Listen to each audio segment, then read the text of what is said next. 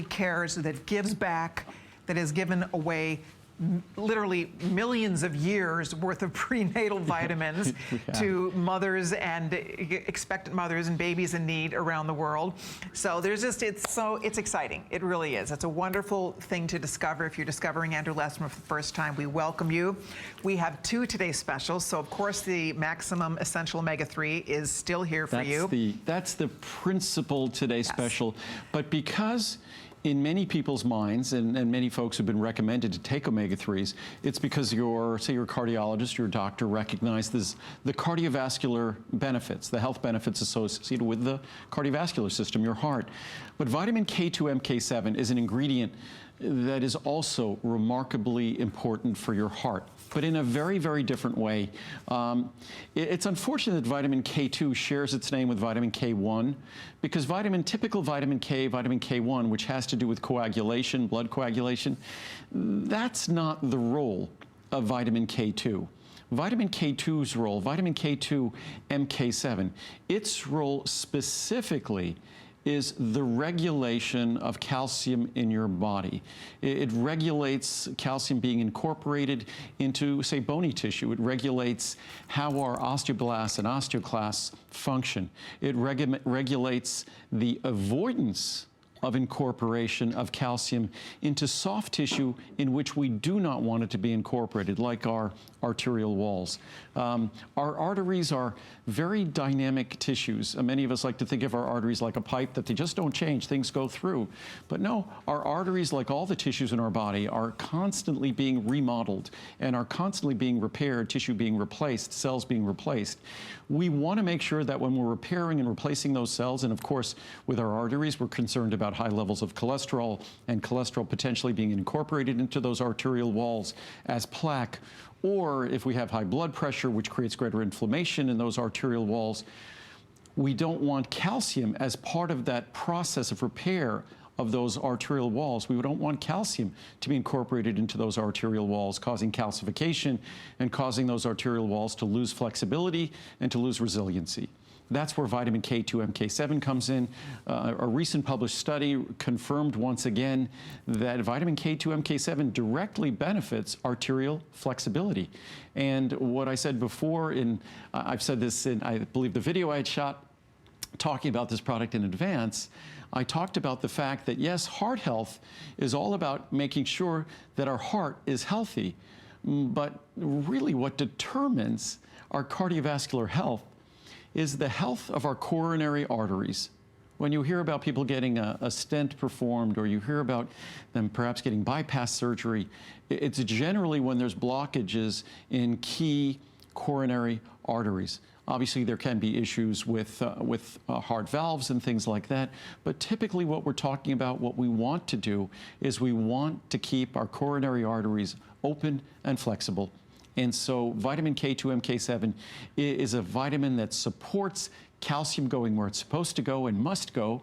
We must have calcium for our bones, but not going where we don't want it to go, which is in our arteries and other tissues in our body. Interesting. Let me show you what the choices are. You can do the Try Me at a 30. Best pricing ever. Yep, absolutely. And the only time it's ever been a Today's Special. So this is by far the best time ever to try it or to stock up. 30, 60, 180, 360, or 720. Here is where the regular HSN pricing would normally be. By the way, the 720 is here just for the Today's Special. And you can see it's $119.90. You're saving $110, $60, $35, $15, or $8, again, depending on the size. Here are your flex pays on the larger choices. We have free shipping and handling on everything for you. And it's just a really fun product because there's so much new to learn. Last time I worked with you and when we talked about this, I bought it. Yes, I take a lot of these products. I take most of these, I really do.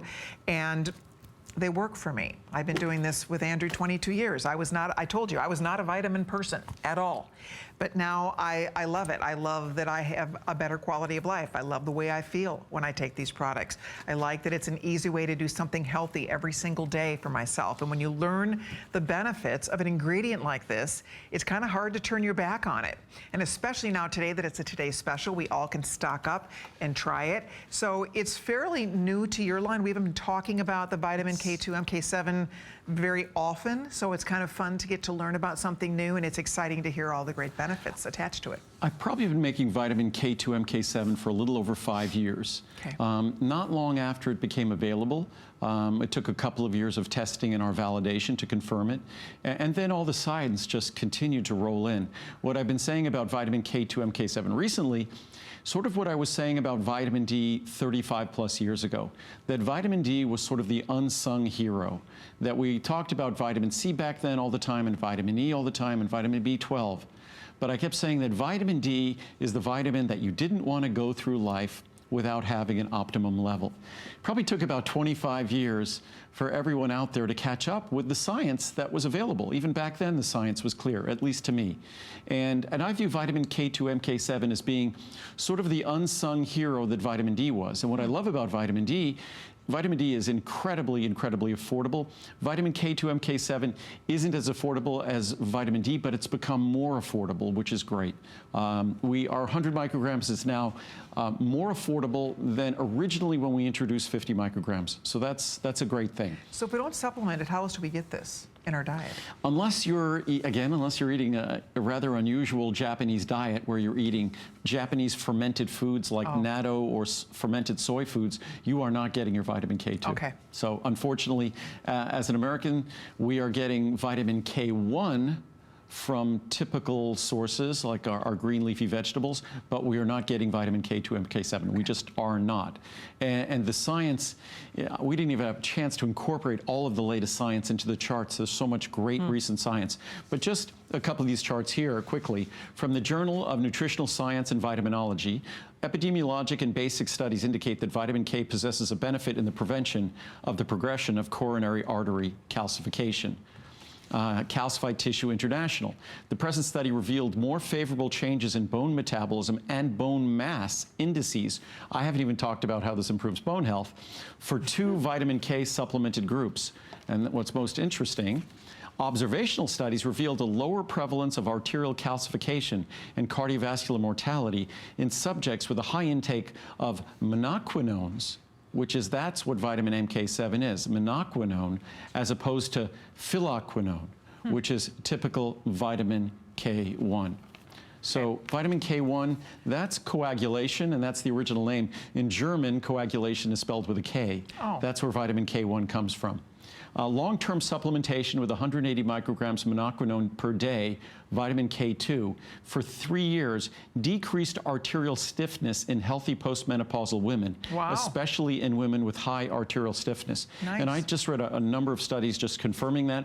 Progression of aortic stiffness, that's the aorta is the large vessel leaving the heart, and the amount of force that aorta has to tolerate over the course of our lifetime, enormous pressures. We want that to retain its elasticity, its flexibility. We don't want it to be calcified.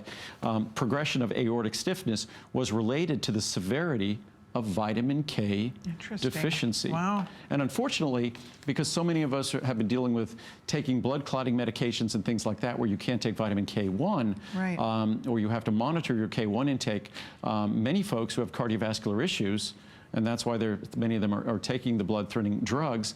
Unfortunately, they're also deficient in vitamin K. But as we continue right here, vitamin K2 has also the ability to improve lipid profile by increasing HDL cholesterol and decreasing total cholesterol. Concluding, vitamin K, especially K2, enables de-stiffening by impairing and reversing calcification of arteries, suppressing the inflammatory reaction in the vascular wall, and improving the lipid profile. So it's why I say it's sort of the kind of unsung hero of vitamins, because vitamin K1, we don't put vitamin K in our multivitamins because vitamin K1 is not something that people, in my mind, really necessarily need to independently supplement. Vitamin K2 MK7, an entirely different molecule. As you could see, they share a common structure here in terms of vitamin K. This is vitamin K1, and this is vitamin